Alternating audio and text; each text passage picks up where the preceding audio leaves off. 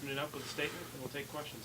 Unfortunately, came up short. You know, the part that our guys did from last Sunday to where we are out there today, and I knew they were going to give their very best to get a victory out there today. Prepared all week. Obviously, a lot of noise going on, and everything that they just stayed focused on the task at hand. I really give my hat to Mississippi State, to come back and get the victory and earn it. 2 tough games for them back to back. Our guys really, played with great energy, great composure.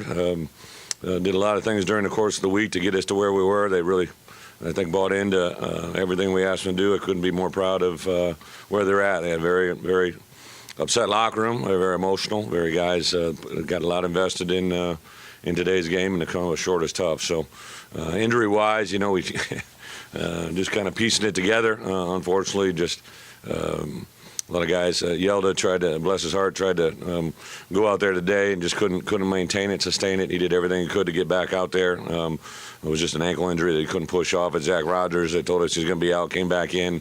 Obviously got cleared by the doctors, but gave us everything he could, and just short numbered there in the offensive line. Davion really got hit pretty good over there on that boundary shot and knocked him out. It was concussed, so obviously had to pull him out. And then just a couple guys during the course of the game got a little banged up and went back in. Austin Allen, I know it's getting down to the end for him here, and I know he was going to do everything he could to be back out there, so he rallied it and got back out. But other than that, I don't think anything's overly serious. We'll have a lot better feeling it tomorrow. So we have 1 week, short week, obviously with the game on Friday. So we have a tremendous amount of work starting tomorrow, and some things we've already done in preparation for Missouri. So this is always a unique prep, just because they got classes Monday, Tuesday, Wednesday we'll go a little bit early, and then Thursday will be a day before the game while everybody else celebrating Turkey Day. So I think our guys will lock in to get to a 5-win season, to be able to battle on the borderline trophy, and be able to play this game at the end. A little bit of solace that we can win at home and have an opportunity to get to a victory for that senior class walking out. Not a lot of guys on that class, but a lot of really good people. A lot of players that we've grown a lot with and have battled through a lot. So it's going to be an exciting week, and I think one of the guys will answer for. Okay, we'll start with questions up front with Trey. Coach, you said the outside noise. This is a 2-part question. Yep. First, do you feel like if the season was going in a different direction, there wouldn't be all of that outside noise? And then second, the 4th down call to go for it instead of punt the ball there late. Yeah, so outside noise, obviously with Jeff's announcement on Wednesday, there was going to be, but it's probably easier for people once you're in the room to realize it, and it really wasn't hard for a lot of our guys, including myself, close to Jeff. So it's kind of one of those moments where you take a deep breath, you realize what just happened. I thought the way that our players, not only our players, but a lot of student athletes, reached out to Jeff and said things wasn't surprising, but also heartwarming, I'm sure, for him, and makes you feel like you're doing the right by the kids, at least. The idea to go for it on 4th, we had run, the part during the course of the game earlier, we had run 2 similar 4th down or in a goal line situation where we run a play that looks just like it. We've never run the play action pass off of it. Unfortunately, Jay Nance was the guy that was supposed to be in there. He had to get brought out because of the injury, and then we thought we had a real good shot. We made a decision at halftime that we were going to, next critical down, short yardage down, that we were going to go for it. We said the night before, last night, we're going to do everything we can to win this game. We're going to do everything we can to keep swinging, keep fighting, and obviously that was an example of it. The coaches seemed displeased about something on that play as well, and also you got some bounces, like it hit off a guy's back and the kick ball down to the 1. Did you feel like maybe it was going to be your day based on those type of plays? There were some when you talk about the fumble with David, and obviously there are a couple that went against us too. There were some plays that, but you can't sit around and wait for breaks. You got to create your breaks, and the guys were battling again. I think you get breaks when you start playing really hard, playing really physical, and I think our guys did that. Third row to your right, Coach Kurt. Hey, Bret, have you been given any indication from above as to how Jeff's firing affects you, and what's What is your concern level right now for your future? No, haven't. I've had conversations with Julie, but nothing in reflection to other than just try to do everything we could to win this game, do everything we can to win the next game. We had recruits in town, keep recruiting, do as best we can to get ready for recruiting season and the year ahead of us. My anxiety or my thoughts or feelings are anything different from week one to where we are now. Really, as a head coach, you may not believe that, but it's really the way I operate. For the guys that really know me, I just line up and do my job. There's things that are all around you that really take that thinking out of your hands. That's why you have a coaching style, you have a faith, you have a belief, you have a coaching staff, you have players that you've recruited, you have contracts, you have everything around you that don't make you think like that. I get why we have to, and I get Jeff was my boss. I get it, or the next level for me in administration. So, but it's really not difficult to think of anything other than our players. Yeah, Bret, when did Dylan Hayes move back to offense, and just what you think of the defensive? Dylan moved back probably 3 weeks ago. I think when we officially lost Frank, if I'm not mistaken. I could be wrong, but I think that week was when we just were low on numbers. We didn't know if Yelda was. There was a couple guys that were in question, so we moved Dylan back to offense. I know it's been at least 3 weeks, and what was the other part? Well, they came out, they were fired up. Huge, turnovers in the first half. It had a huge impact on the game, and kind of that's what we've been preaching to our guys. When we make, I will state the obvious, when you make plays, good things happen, and great energy.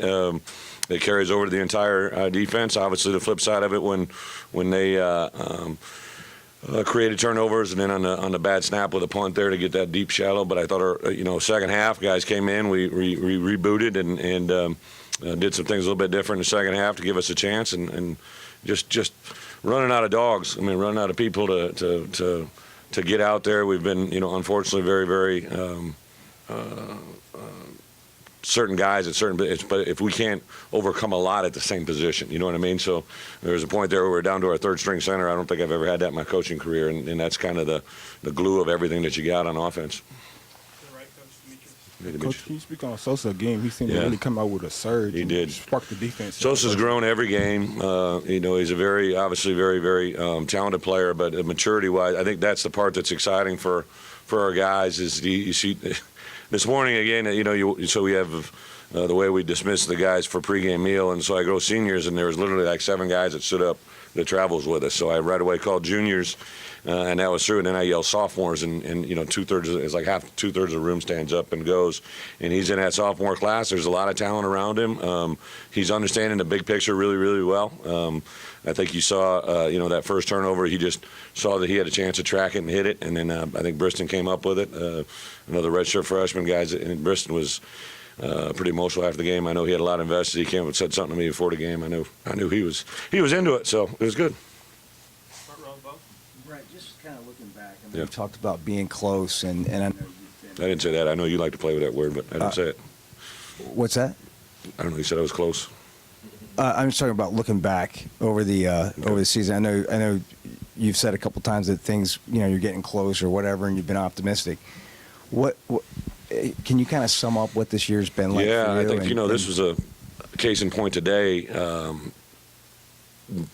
Put a lot of time, a lot of effort. Our guys believed in the way the game started. You saw they have every intention of not only just expecting or playing to win, expecting to win. And they do so many positive things. Made a couple guys that made plays in the first half, rebounded in the second half after that momentum swung. I did share with those guys because I made the point on Sunday. This team, everybody watched them last Saturday night, right? Mississippi State played Alabama down to the wire. Unfortunately, they, lost at the end of the game to a team that's ranked number 1 in the country. So coming into this week, we knew where they were playing at, and now we get down to the very final drive, and the flip side of it happens to us. So it's just how delicate that winning edge is, and the ability to pull through in those moments. I think our guys are learning some valuable life lessons. It's just whether or not they want to choose to learn from them, and they are. They'll come back. They'll practice this week, and they'll be ready to play and give everything they can for Missouri. Second round, Jason. Hey, Bret, when you're in the fourth quarter like that, and you you're at home and you expect to probably have more fans. Could it have made a difference if the stadium was a little bit more full there? You might want to ask the kids that. I didn't feel that. I thought our guys were really, really fired up. There was great energy on the sidelines. I really don't turn around and look at the stands other than, obviously when you're walking in, but I don't know what the announced crowd was or anything like that. I have no idea. But the fans were there. Thank you very much. It was a good game. Hopefully they want to win just as bad as we do. But the ones that showed up today are ones that are strong in faith, and I appreciate it. Second row, Trent. Brett, on the 4th and 2 pass, is Petway, that deep ball, is that the first option there? And if so, There's a couple. What gave you confidence that you could hit that? Yeah, that's again, it's a play off of several times this year when we've been in short yard situations or after a big play where we run one scored earlier for a touchdown. There was one that I believe it was the second touchdown. We ran the same play, so it's a run, play action pass off of it. And again, we really felt good about the call. Made a decision to run with it, and there's a variety of guys that can run that route, but it was again probably just a little bit on execution as well as a throw, and we were hoping maybe to get a call there by the other guy, by the official too, but obviously it didn't happen. Couple more, back row, Jason. Cole was in the stands in the student section today. Do you have an update on what may transpire, with him? Cole Kelly, yeah. Just he came in on Sunday. We had a lengthy conversation. Monday, after I talked to administration and told them what the plan was, it was going to go through some protocol that he has to go through within the university. The biggest thing I wanted him to do is, this is a huge learning moment for him. He's such a bright future and got so many positive things in front of him. Saw him a couple times during the course of the week. I didn't, when we suspend a player, we don't remove him from anything other than football. They had full use. Obviously, he's got a turf toe that he's getting treatment on every day. Full use to academic facilities. All their dining is available in the Jones Center. So, I know he was down during the course of the week. Had some communication with him, but if he checks all the boxes that I asked him to check before this week was over, which I think he's done, making contact with all the people he has to, he'll be back with us on Sunday and be able to engage with us last week. Hey, Brett, what did Briston say to you, if you don't mind me asking that? Before the game? Yeah. Just get this one, coach. So came up and gave me a big hug. Briston's a neat kid, man. He's a guy we offered early on and a very emotional player, a guy that I think has grown a lot. He's just been here 2 years, but the growth that he's had beyond football is absolutely awesome. It's fun. That's some stuff that you get into it for. Couple more. We'll go Demetrius and Trey. Hey, Coach, I know you all wanted to get Ty some reps in there. What was the call or the mindset behind putting him in on third? Yeah, there was a play that it was actually something that we had repped going way back when Cole was there, and then when Cole wasn't there a couple weeks ago when we didn't know if he was going to be healthy, so Ty had run all those reps. But that play right there, they gave us a different stem right at the last moment. We should have had some guys blocking down and would have made the play bounce to the outside. But Ty has had probably the last 2 weeks of practice here been very, very clean. He's a guy that has a lot invested and has been waiting for his opportunity, so we really want to try to give him a rep out there today. And then the way that first play worked made us a little hesitant to go back to it. Last one, Trey. Coach, I know you still have one more game left this season, but if you look back, where did it start to go wrong? That's probably a good question. Too much focused on what just happened probably to give you a best answer, but I know as you go through a season as a head coach, you always kind of just take the week had just happened and the week in front of you. You don't really have a chance to sit down and look at hey, this happened, this didn't happen. I would say three things probably, jump out. Obviously, when we weren't able to convert and do things in the second half, offense, defense gave us issues. When we were able to do it, we had success.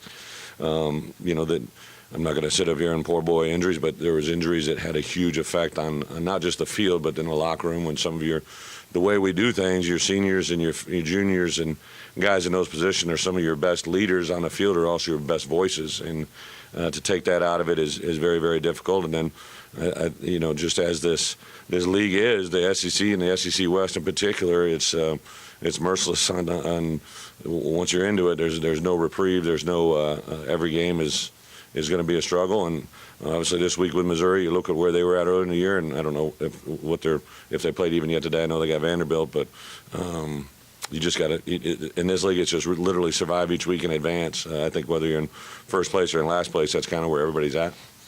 Thanks, everybody. Thank you. We'll pick.